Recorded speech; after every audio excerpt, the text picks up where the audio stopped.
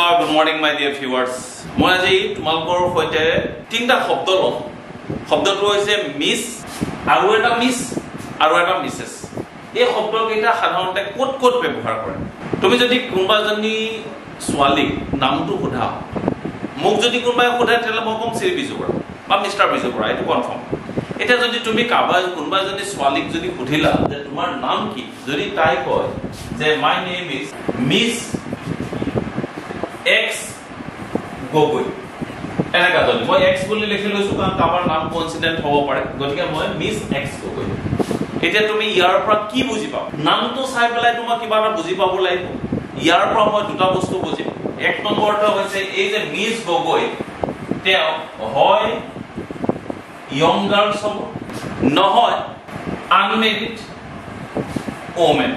মই এটা নামৰ পৰা মই কেনেকৈ ক্লাসিফিকেশন কৰিব পাৰিছো এটো তোমালোকে চাই লবা। খুব ভালকৈ খুব চোৱা, এটা খুব লাগে। তুমি যদি কিতাবা পটকৈ চোৱা না, মিস শব্দটো যেতিয়া লেখা থাকিব ক'বাত, তেতিয়ালে সেই ছোৱালীজনীৰ ওপৰত তুমি এটা অবজাৰভেশন ল'ব পাৰা যে সেই ছোৱালীজনী miss X Gogoi, she might be a young girl, হয় সৰু ছোৱালী হ'ব পাৰে, অতি হোৱা ছোৱালী হ'ব পাৰে, নেক্সট হ'ব পাৰে এটা বস্তু আনটা বস্তু কনফাৰ্ম, এটো হৈছে আনমেৰিড ওমেন।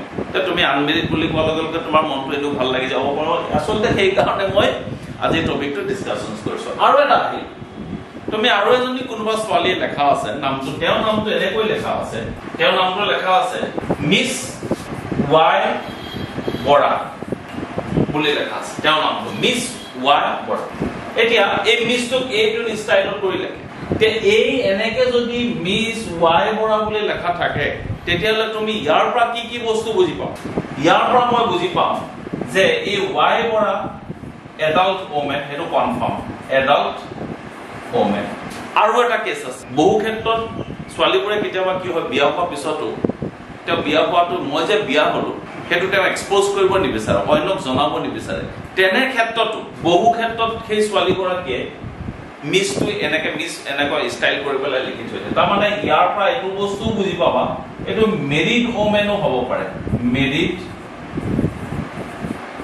ওমেন হ'ব পাৰে, পসিবিলিটিজ আছে। তে মই দুটা বস্তু শিকাই দিলো, মিস শিকাই দিলো আৰু এটা মিস শিকাই দিলো, আৰু এটা আহি গ'ল তোমাৰ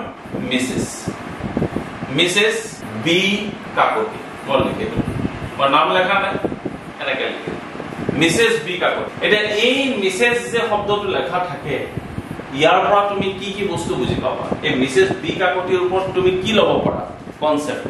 এটা কনসেপ্ট হ'ল বি কাকতি হয় মেৰিড ওমেন হ'ব পাৰে, মেৰিড ওমেন হ'ব পাৰে, হ'ল নেক্সট হ'ব পাৰে উইডোজ, তেওঁ বিধৱা হ'ব পাৰে।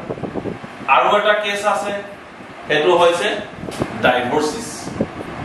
অৰ্থাৎ কোনোবা যদি বিয়া হৈ তেওঁ ডাইভোৰ্চ হৈছে, পৃথক হৈছে, তেনে ক্ষেত্ৰত মহিলাগৰাকীও কেতিয়াবা মিসেস শব্দটো ব্যৱহাৰ কৰে। সো তোমালোকৰ কাৰণে মই আজি একদম সৰুকৈ এটা সিম্পল কনসেপ্ট দিলো, মিস আৰু এটা মিস, লিখা ষ্টাইল হৈছে এমএস, আৰু এটা হৈছে মিসেস। শৰ্ট ফৰ্মত কৈ লৈছো, মিস যদি লেখা থাকে তুমি কি বুজিবা? she might be a young girl or confirm unmarried woman, এই দুটাটো হ'ব কনফাৰ্ম।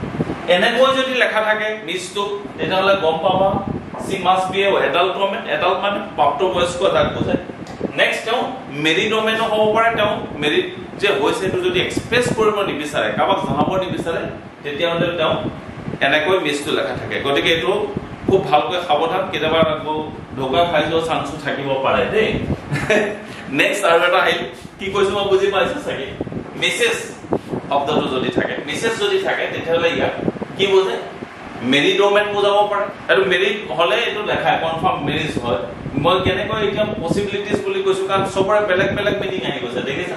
মিসেস উইডোজ বিলাকো বুজায়, বিধৱা, তাৰমানে কাৰোবাৰ হাজবেণ্ড যদি ঢুকাইছে তেওঁ মিসেস শব্দটো লেখে, আৰু যদি কোনোবা পৃথক হৈছে, ডাইভোৰ্চ হৈছে, তেতিয়াহ'লে মিসেস শব্দটো লেখে। সো আজি এইটো ভিডিঅ' মই চমুকৈ বনালো, সো দেট তোমালোকে যাতে এই তিনিটা শব্দক লৈ কোনো ধৰণৰ কনফিউজন নাথাকে। আহি আছে এনেকুৱা এটা ভিডিঅ' লৈ, till then bye bye, take care.